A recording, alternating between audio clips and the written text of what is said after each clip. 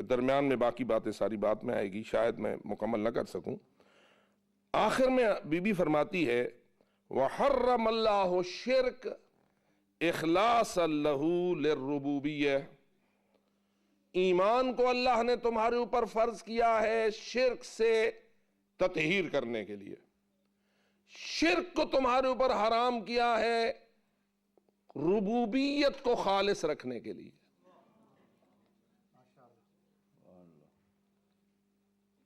اب پھر ذرا اس بات کی طرف توجہ کیجئے، کیونکہ جیسے کہہ رہے تھے کہ ہم کچھ تھوڑا سا ٹیچر بھی ہیں، اور جو ٹیچر ہوتے ہیں وہ اپنے شاگردوں کو سونے نہیں دیتے، اور جو سو جائے وہ سو گیا۔ بابا سے بلند صلوات۔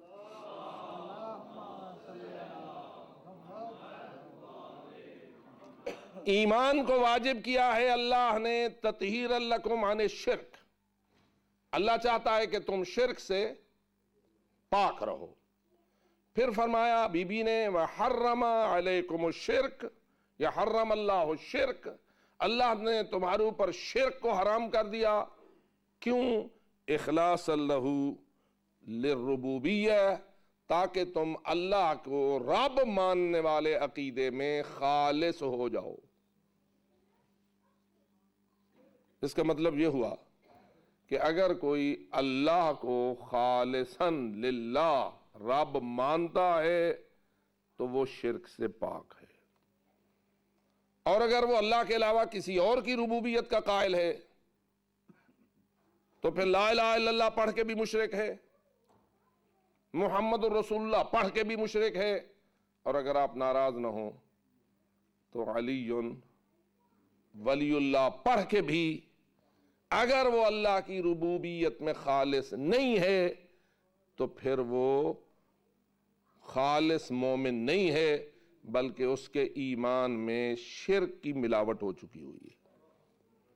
عزیزان من، باقی باتیں شاید میں کر سکوں یا نہ کر سکوں، اتنی بات کہنا میں اپنے لیے ضروری سمجھتا ہوں کہ آج کل جس ماحول میں ہمارا مکتب اور ہمارے اہل مذہب جا رہے ہیں، اس میں جو بات خطرناک ہے اور جس کو بہت بڑا ڈینجر سمجھنا چاہیے اور جس کی طرف توجہ ضرور کرنا چاہیے، وہ یہ ہے کہ بہت سارے خطباء اور بہت سارے اہل منبر علی ولی اللہ ماننے والوں کو ربوبیت کے عقیدے میں ایسی مشکل کا شکار کر رہے ہیں کہ اس کے بعد لوگوں کا عقیدہ ایمان، ایمان باللہ، ایمان بالرسول اور ایمان بالائمہ بھی شرک سے نہیں بچ پا رہا ہے۔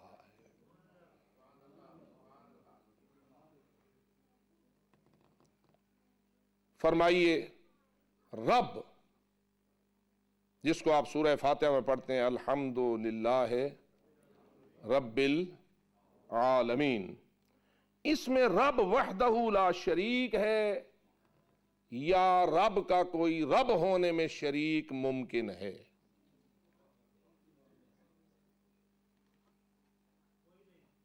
توجہ رہے، جب تک آپ رب کی ربوبیت کو نہیں سمجھیں گے، آپ کو کیسے پتا چلے گا کہ میرا عقیدہ ربوبیت کے حوالے سے خالص ہے یا نہیں؟ اور خالص اسے کہتے ہیں نا جس میں ملاوٹ نہ ہو۔ حضرت امیر المومنین علی ابن ابی طالب نے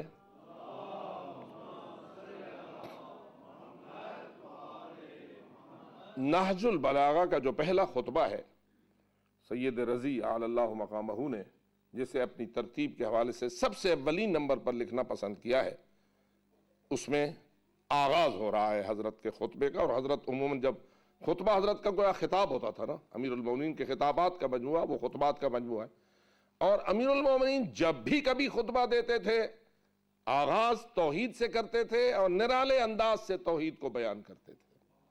اور یہی وجہ ہے کہ امیر المومنین کے خطبات کو جو بندہ صحیح طور پر ان کی تعلیم حاصل کر لے، وہ کبھی بھی توحید میں شکست نہیں کھا سکتا، شرک کبھی اس کے قریب آ نہیں سکتا۔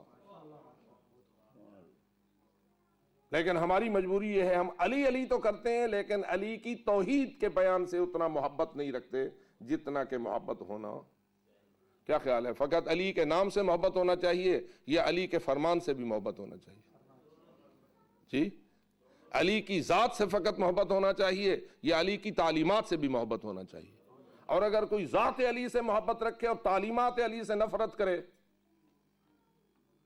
تو میں سمجھتا ہوں اس کی محبت بھی خالص نہیں رہی، اور محبت کو بھی کیا ہونا چاہیے؟ خالص ہونا چاہیے۔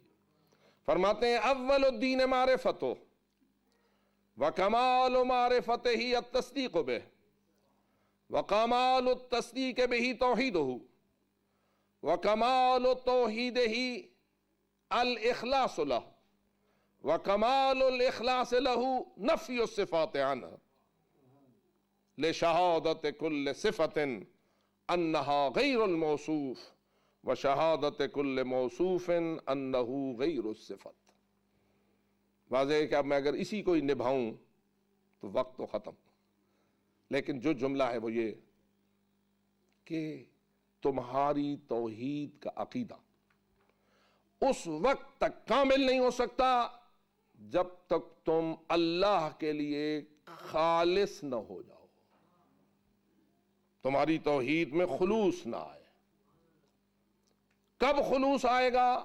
اگلا جملہ وَكَمَالُ الْإِخْلَاصِ لَهُ نَفْيُ الصِّفَاتِ عَنْهُ، تمہاری توحید کا عقیدہ خلوص کے کمال تک تب پہنچے گا اور ہر قسم کی علائش سے اس وقت صاف اور پاک ہو جائے گا جب تم اللہ سے ایسے صفات کی نفی کرو گے جیسے صفات تمہارے لیے ہوتے ہیں۔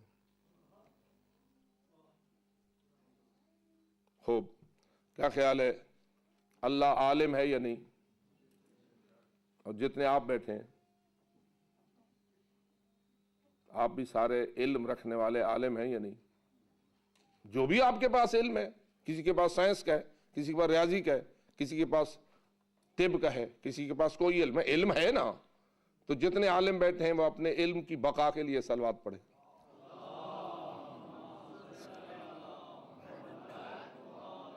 اور ذرا اپنے علم کی ترقی کے لیے بھی صلوات پڑھیں۔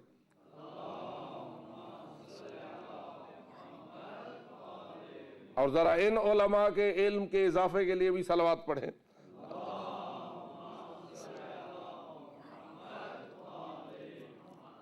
آپ بھی سارے علماء اپنے اپنی حیثیت سے، یہ سارے حضرات بھی علماء، ہمارے مجتہدین اور مراجع اعظام بھی علماء، ائمہ ہدیٰ بھی علماء، انبیاء اور رسل بھی علماء، اور اللہ بھی عالم۔ علم کی صفت ہر ایک کے لیے ہوئی یا نہیں؟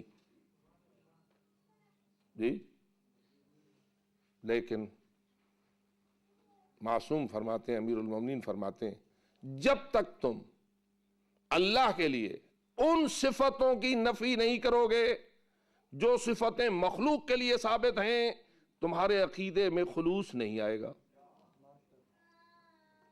اسی کو آپ نے بچپن میں پڑھا تھا، واضح تو میں زیادہ نہیں کر سکتا، بچپن میں آپ کو پڑھایا گیا تھا جب چھوٹی سی دینیات پڑھائی جاتی تھی صفات ثبوتیہ کی اور صفات سلبیہ کی، تو اس میں کہا گیا تھا کہ اللہ کی ساری صفتیں عین ذات ہیں، کوئی صفت اللہ کی زائد بر ذات نہیں ہے، اور دوسرے برادران زائد بر ذات مانتے ہیں۔ اس لیے کہنا پڑتا ہے کہ علی حیدر کرار کے نزدیک جو زائد بر ذات ماننے والے لوگ ہیں ان کا عقیدہ توحید خالص نہیں ہے۔ کیوں نہیں ہے خالص؟ اس لیے کہ انہوں نے اللہ کی صفات کو اللہ کے برابر میں ایسی ہستیاں مان لیا ہے کہ جو اللہ سے علاوہ ہیں، اللہ کے علیحدہ ہیں، اور اللہ ان کی وجہ سے اس صفت کا مالک ہے، بس اس لیے اللہ اس کا محتاج ہے۔ یعنی علم اور ہے، اللہ اور ہے، قدرت اور ہے، اللہ اور ہے، علم اور ہے، اللہ اور ہے، اور ہر چیز اللہ سے جدا ہے۔ جیسے کہ ہمارے لیے ہے، ہمارے پاس علم ہوتا ہے، پھر نہیں ہوتا ہے، پھر ختم ہو جاتا ہے، پھر بھول جاتا ہے۔ ہمارا علم ہم تو نہیں، ہمارا علم ایک علیحدہ چیز ہے، ایک علیحدہ کمال ہے جو ہمیں ملتا ہے، کبھی مل جاتا ہے، کبھی نہیں ملتا ہے، کبھی کم ہو جاتا ہے، کبھی بڑھ جاتا ہے۔ تو علم والا کمال ہم سے جدا ایک علیحدہ کمال ہے، اور ہمارے لیے اس لیے ہم اس کے محتاج ہوتے ہیں۔ اللہ کا علم بھی اسی طرح ایک جدا کمال ہے، یا اللہ ہی وہ کمال ہے؟ اب اگر کوئی اللہ سے علیحدہ مانے گا تو اس نے اللہ کے علاوہ ایک ایسی صفت کو مان لیا کہ جس کا اللہ محتاج ہے، اور نتیجتاً اس کی توحید آلائش کا شکار ہو گئی اور اس میں کسی قسم کا خلوص برقرار نہ رہا۔ یہ وہ مہربانی ہے اور یہ وہ احسان ہے جو تجھ پر محمد و آل محمد نے کیا ہے، کہ انہوں نے تجھے بتایا ہے کہ اللہ کو وحدہ لا شریک ماننا ہے تو کیسے ماننا ہے۔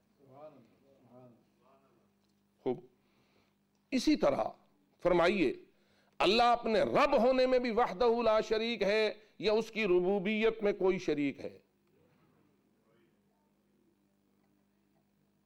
نہیں، لیکن شاید ممکن ہے کہ جو ہستیاں اللہ نے سب سے بلند بنائی ہیں اور جو انبیاء ہیں، رسل ہیں، ائمہ ہدا ہیں، معصومین علیہم الصلاۃ والسلام ہیں، شاید وہ اللہ کے ساتھ ربوبیت میں کچھ نہ کچھ حصہ دار ہوں۔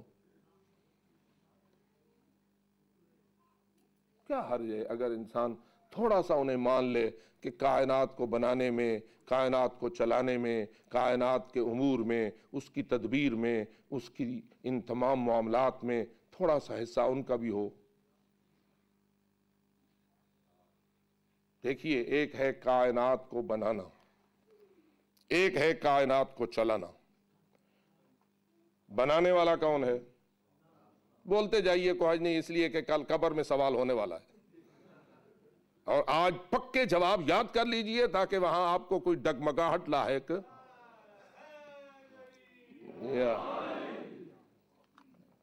دیکھیے، جب تلقین پڑھی جاتی ہے اور جو اللہ سے یہ دعا مانگنا چاہتا ہے کہ خداوندہ مجھے ایسی موت نصیب فرما کہ جب میں لحد میں لٹایا جاؤں تو کوئی مجھے تلقین کرے، جو اس دعا کو منوانا چاہتا ہے اپنے حق میں وہ صلوات پڑھے۔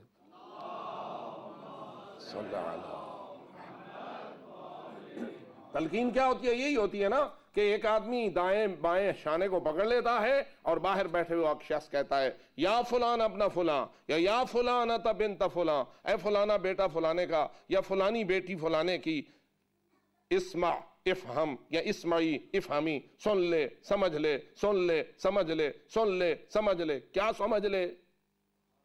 معلوم ہوتا ہے سمجھ رہا ہے۔ اگر نہ سمجھتا ہوتا تو ہمیں سمجھانے کی ضرورت ہی۔ سمجھ رہا ہے، کیا سمجھ رہا ہے؟ سن لے سمجھ لے۔ ابھی دو اللہ کے مقرب فرشتے تیرے پاس آیا چاہتے ہیں اور وہ تجھ سے کچھ سوالات کرنے والے ہیں، اور جب وہ تجھ سے سوال کرے تو لا تخف ولا تحزن، تو ان کے مقابلے میں خوف بھی نہ کھانا اور حزن بھی نہ کرنا، اور بڑی جرات کے ساتھ جواب دینا۔ کیا سوال کریں گے وہ؟ پہلا سوال ان کا ہوگا من ربک، تیرا رب کون ہے؟ تو جواب یہیں سے پکا سیکھ جائیں یا وہاں جا کے پوچھیں گے تم بتا دو۔ اور یاد رکھ، موت تک تیرا اختیار ہے، موت کے بعد تیرا کوئی اختیار نہیں۔ یہ اختیار کی دنیا جس میں میں جو چاہوں کہوں، جو چاہوں نہ کہوں، یہ کب تک ہے؟ جب تک میری روح اور بدن کا رابطہ موجود ہے، اور جب روح اور بدن کا رابطہ منقطع ہوگا اور موت کا ذائقہ میں چکھ لوں گا تو اس کے بعد پھر میری اختیار کی دنیا ختم ہے، اور اب جو کچھ مجھ سے پوچھا جائے گا وہی میری زبان پر آئے گا جو میں یہاں سے لے کے گیا تھا۔ اس لیے میں کبھی کبھی مثال کے طور پر کہتا ہوں، اگر کسی غیر شیعہ کو تلقین کر لی جائے، اس کا بیٹا شیعہ ہو چکا ہو اور وہ نہ مانتا ہو شیعہ کے عقائد کو، اور بیٹا محبت فدری کا گرفتار ہو کر اس کو قبر میں تلقین کروا دے اور اس کو کہہ دے کہ جب تجھے امام کے بارے میں پوچھا جائے تو کہہ دے کہ علی امامی والحسن امامی، تو کیا خیال ہے وہاں اس کو تلقین فائدہ دے گی؟ جی کیوں نہیں دے گی؟ اس لیے کہ اس نے موت سے پہلے ان عقائد پر ایمان اختیار نہیں کیا تھا، تو اب بات کو تلقینیں بھی کوئی فائدہ نہیں دے سکتی۔ تو اسی طرح یہاں بھی ہے کہ ہم نے اپنے عقیدے کو خود یہاں مضبوط کرنا ہے۔ اس لیے میں پھر